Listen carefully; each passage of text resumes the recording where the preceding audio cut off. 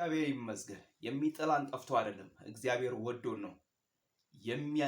የሚያባርረን ጠፍቶ አይደለም፣ እግዚአብሔር አፍስቆሞት ነው።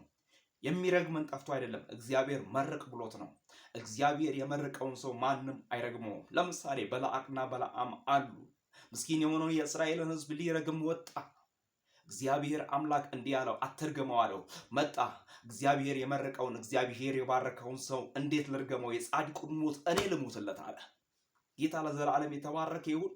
የሚረግመን ባለበት ሀገር የሚመርቀን እግዚአብሔር አዘጋጅቷል። የሚጠላን ባለበት ሀገር የሚወደንን እግዚአብሔር አዘጋጅቷል። መንገዳችንን የሚዘጋው ባለበት ሀገር መንገዳችንን የሚከፍተውን እግዚአብሔር አዘጋጅቷል።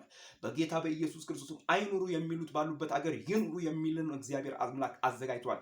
ወዳጆቼ፣ ወንድሞቼ፣ ጊዜ ይወሰዳል፣ ዘመን ይወሰዳል፣ ቀን ይወሰዳል፣ ሁሉም ይወሰዳል። ያልቃል፣ እንፋሎት ነው፣ ጤዛ ነው፣ ታይቶ እንደሚጠፋ ነው። የእግዚአብሔር ልጆች እናንተ የሰው ዕድሜ እንዲህ ነው። ስለዚህ በተሰጣችሁ ዕድሜ የእግዚአብሔርን ወንጌል አገልግላችሁ ይለፉ። ትላንትና ዳዊትም እንደኛ ሰው ነበር፣ ኤልያስም እንደኛ ሰው ነበረም። መጽሐፍ ቅዱስ ሲናገር ዳዊትም የእግዚአብሔርን ፍቃድና የእግዚአብሔርን ሐሳብ አገልግሎ ከአባቶቹ ጋር አንቀላፋ ይላል። ኤልያስም እንደኛ ሰው ነበር፣ ሰማይን ዘግቶ ይከፍት ነበር ይላል።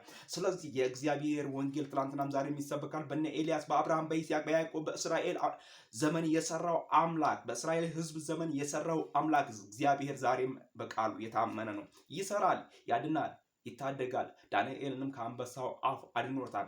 ስለዚህ እኔ ልጁ መስፍን የእግዚአብሔርን ወንጌል በታላቅነትና በኃያልነት እናገራለሁ። ከሚናገሩትም ወገን ነኝና መዳን በሌላ በማንም የለም። እንድንበት ዘንድ ከሰማይ በታች የተሰጠን ስም ኢየሱስ ነው። የልጁ የኢየሱስ ክርስቶስ ደም ከኃጢአት ሁሉ ያድናል እያልን ይህንን ታላቅ ወንጌል እንናገራለን። ወንድሞቼ፣ ወዳጆቼ፣ ይህን ወንጌል ስሙት። እግዚአብሔር ለዘላለም ይባረክ።